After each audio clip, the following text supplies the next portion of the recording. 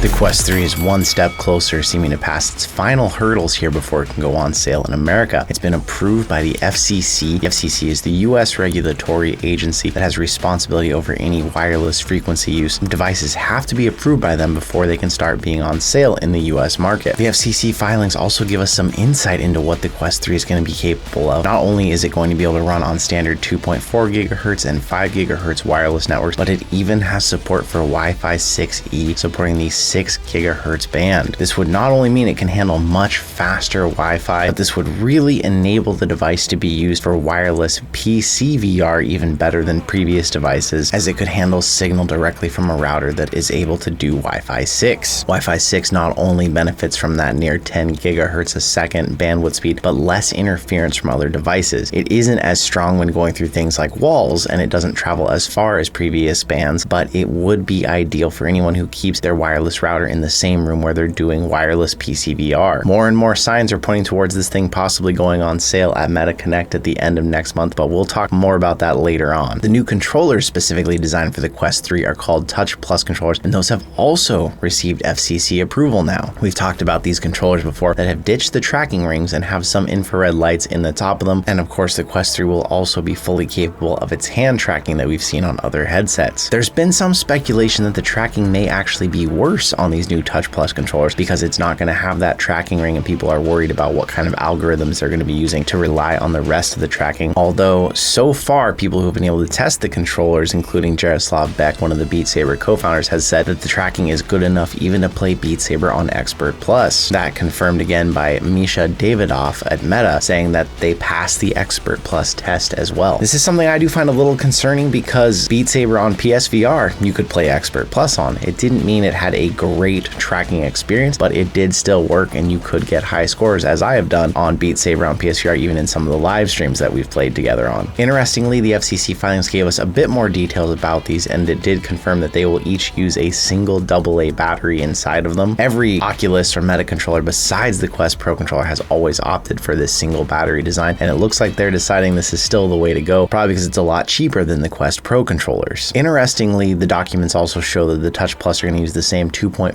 GHz wireless spectrum as all of the previous controllers have used. With both of these approvals, it seems like all the stops are being pulled out for the Quest 3. What do you think? Do you think it's coming hopefully in October like we've been hoping? Let me know in the comments. Looking beyond the Quest 3, Meta has recently dropped some details on some of the prototypes they're using for future headsets, or just to research the future of VR. The first headset that they revealed here was what they call their Butterscotch Varifocal prototype. Bear with me, this part is going to get a little technical, so hang out if you're interested. Otherwise, you can jump to the next chapter down below if you'd like to get to what's next. Visual fidelity has long been something that has plagued the VR industry, whether it's screen door effect, low overall pixel counts, mirror, and a whole myriad of other problems that make people less visually immersed than if they were just looking through glasses at the real world. The Butterscotch Varifocal prototype is trying to provide what they're calling retinal resolution of up to 56 pixels per degree. They're saying that this is sufficient for anyone who has 20/20 visual acuity to be convincing enough to look like the real world. A problem with current VR headsets is that you are still looking at either one long or two smaller flat screens, and they are tipping the objects to try and create that stereoscopic vision of what it would look like to actually look at an object, especially when it's close to your eyes, of how far apart your eye distance is. This is very easy to pinpoint. If you've been in VR before and you pick up something to try and read the text and you bring it close to your eyes, if you get too close to your eyes, a lot of people have to close one eye even to be able to read it, because as it gets too close, it can't simulate what it's like to actually have that object that close to you. This of course can cause eye strain when you're spending too much time in VR, especially if you're working with things close up. The Varifocal headset actually has motors inside that can then move the screens and change the focus to represent a more realistic, lifelike representation of what you see close up. It can be shown here in the video in detail. It shows when you're looking at an object and trying to read what's on a piece of paper, it's much clearer and easier to see. The company did realize and say that this is something that they are trying to develop to showcase the experience of retinal resolution in VR, not necessarily something with all the hardware that had to go into it that's going to ultimately reach the consumer. Meta also developed another light field pass-through prototype to try and improve on current pass-through. If you've ever looked at your Quest 2 pass-through, if you have a Quest Pro, even though it's color pass-through, you can tell that it's not like looking at the real world. It's multiple cameras that are put together as one continuous image, and if you move around, you can usually see exactly where those two cameras were merged. Those single cameras can't allow enough light into them as your actual eyes would perceive in the real world. This headset looks very very buggy because it has multiple light field sensors all over it. These are then able to render a more realistic view of the light that is coming in from outside the headset, helping you to see with a more realistic pass-through. Again, remember, these are all prototypes to help improve the future technology of VR and AR headsets, and probably nothing like what we'll see that eventually makes it to the consumer, but it's exciting to see that they're working on such high-level material and experience, because that will trickle down eventually into the headsets we're using every single day. As Meta is looking towards the future, their present state is looking a little more rough, with their XR revenue now down 39%. This is their overall, of course, Meta Reality Labs division that is focused on VR and AR, and they are pinning this on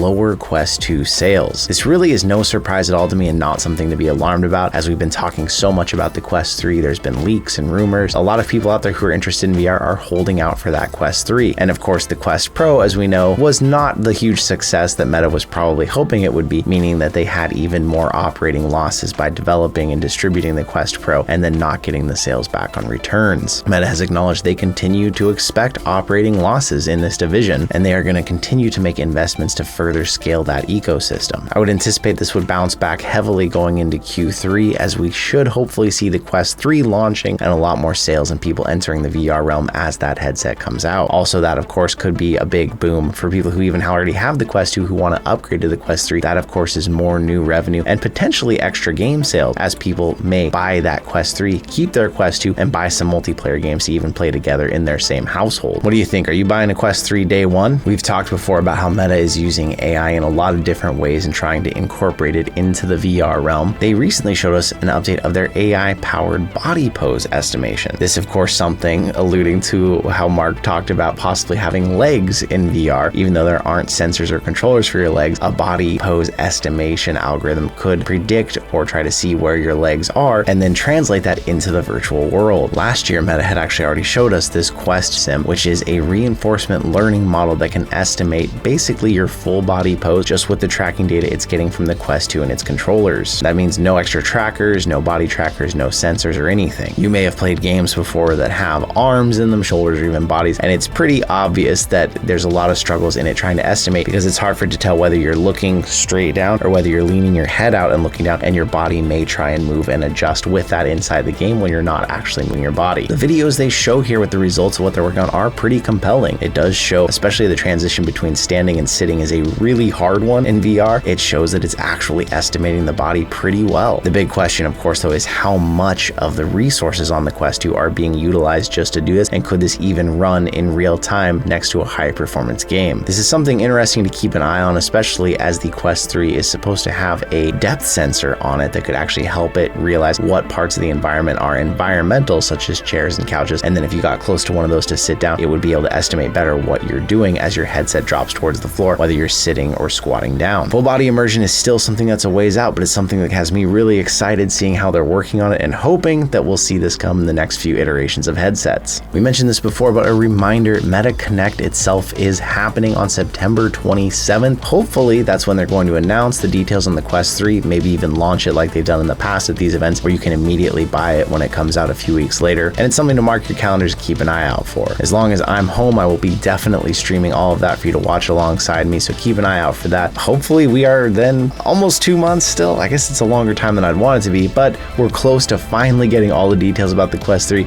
and getting to finally order these. But what's got you excited out there in the VR world this week? Let me know in the comments below. But once again, thank you so much for being here with me today, and I will see you in another reality.